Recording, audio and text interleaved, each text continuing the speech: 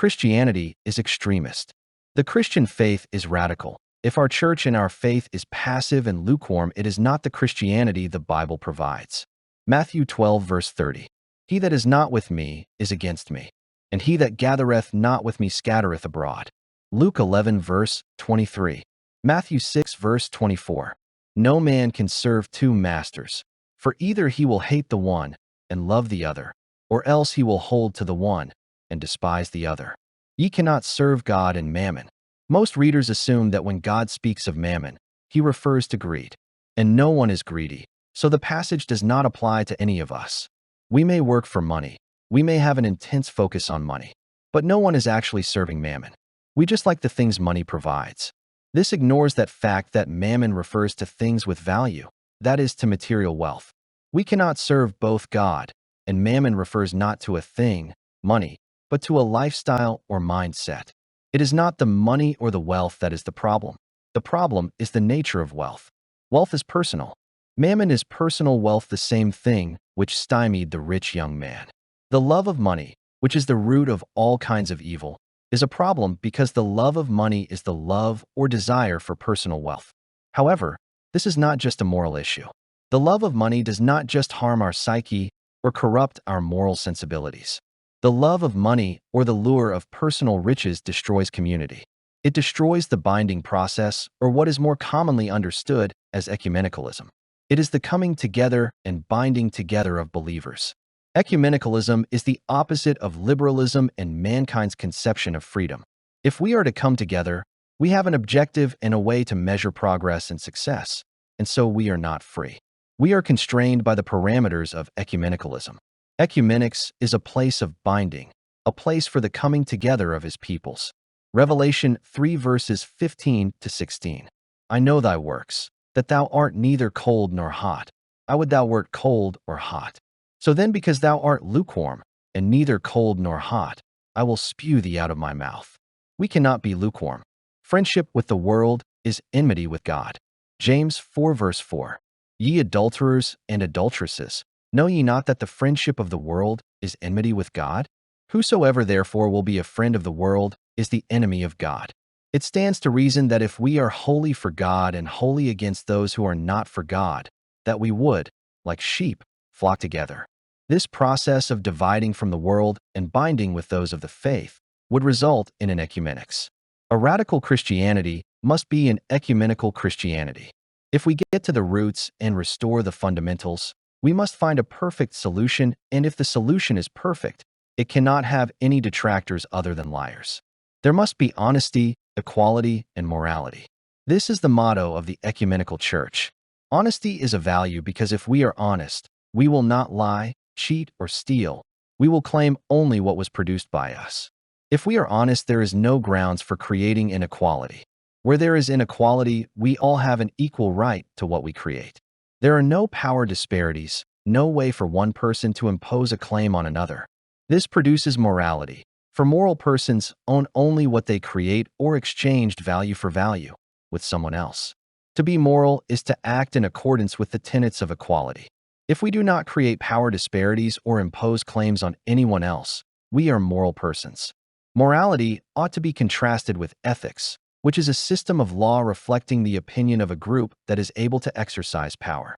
Power is always over property, which gives those who have authority power over those dependent on this property. There are two realities because there are two substances out of which reality is constructed.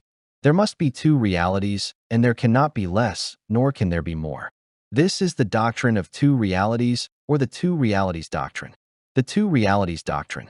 There are two realities and two races. There cannot be more nor can there be less. There is the one reality based on the one reality hypothesis which states all ideas and things can be contained in the one conception. But this is an abstraction and not permitted by the terms of the one reality hypothesis. To contain all ideas and possibilities within the one framework, the one reality would need to be relativistic. In the universalist conception, reality is a substance that is infinitely malleable and is able to be transformed to an infinite variety of things.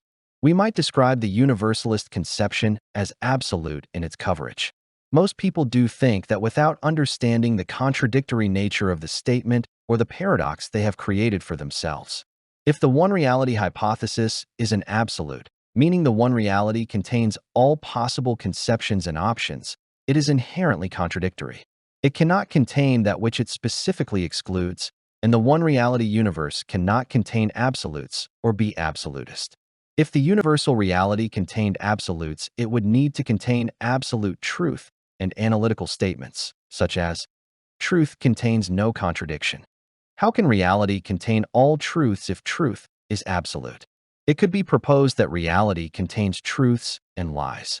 It could be claimed that the universal reality contains absolutes and relativistic elements.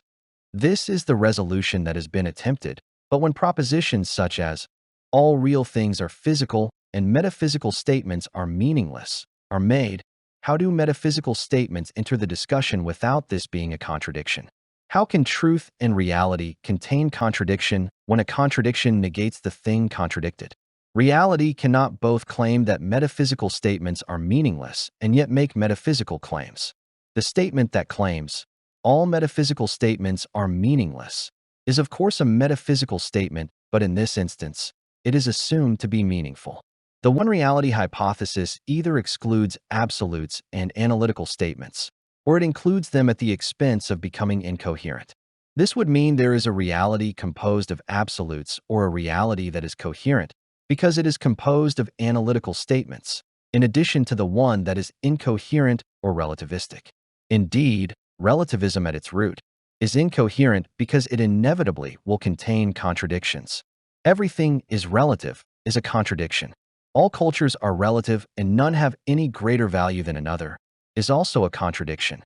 This poses its own set of issues because if the statement, all metaphysical statements, is inherently contradictory, there must be reality that is coherent and consistent and is absolute.